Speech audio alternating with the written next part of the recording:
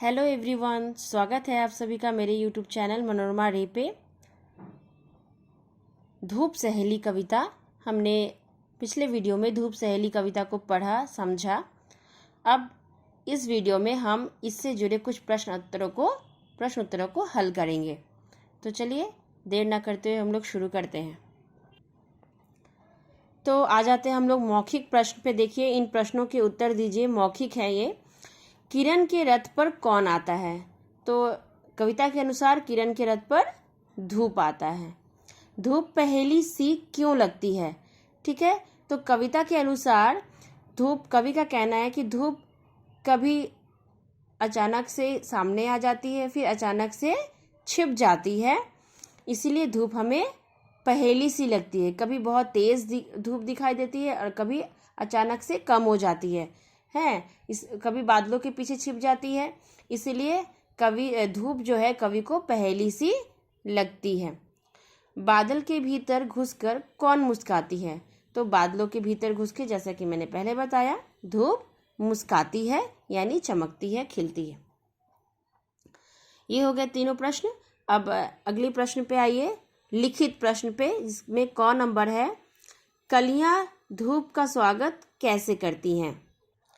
तो देखिए, कलियां खिलकर धूप का स्वागत करती हैं। धूप छूमंतर कब हो जाती है? तो धूप जब बादलों के पीछे छिप जाती है तब वह छूमंतर हो जाती है। कवि को धूप कैसी लगती है? तो कवि को धूप कभी नई युवती की तरह, तो कभी कोई पहेली की तरह, और बाद में वह सहेली की तरह लगती है। अगला प्रश्न है, पंछी क्यों चहकने लगते हैं? तो धूप निकलते ही पंछी चहकने लगते हैं। ठीक है, आते हैं हम लोग नेक्स्ट पेज में। उम्मीद है यहाँ तक आप सभी को समझ में आ गया होगा। नेक्स्ट पेज में है, सही उत्तर चुनकर चिन्ह लगाइए। किसके आने पर पंछी चहकने लगे? बालिका के, बादल के, धूप के? तो राइट आंसर होगा धूप के। कौन धूप का स्वागत करते हैं? पंछी, कलियां या परियां? तो हमने पढ़ा है कलियां।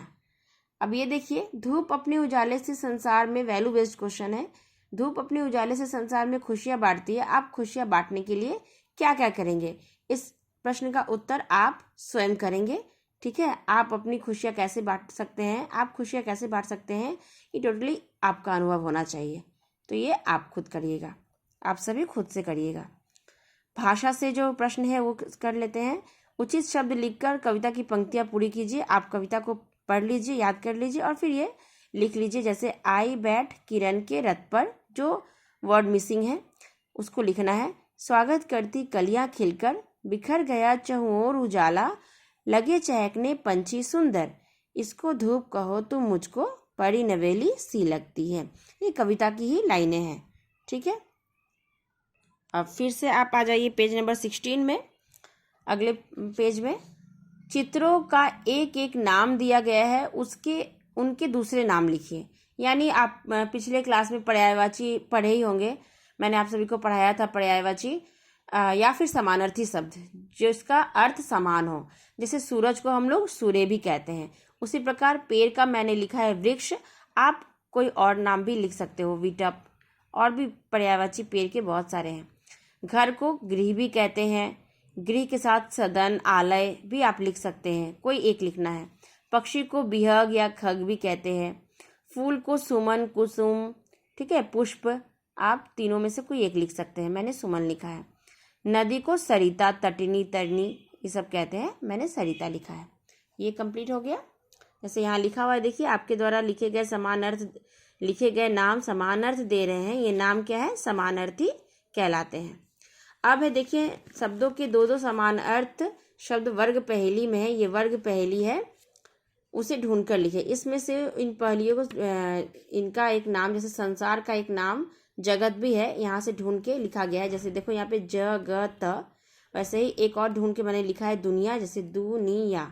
ठीक है, वैसे सहेली का होगा सखी, ये सखी मैंने लिखा है, और अली ये होगा सहेली। उसके बाद है बादल को हम लोग जलद भी कहते हैं, और मेघ। ठीक है, ये हो गया मेघ और जलद, इसमें से ढूंढ के हमने लिखा है। तो उम्मीद है बच्चों आप सभी को सारे प्रश्न उत्तर अच्छे से समझ में आ गए होंगे। आपको कोई परेशानी हो, कोई समस्या हो तो आप ज़रूर मुझे मेरे चैनल पे इस वीडियो पे कमेंट करके पूछें।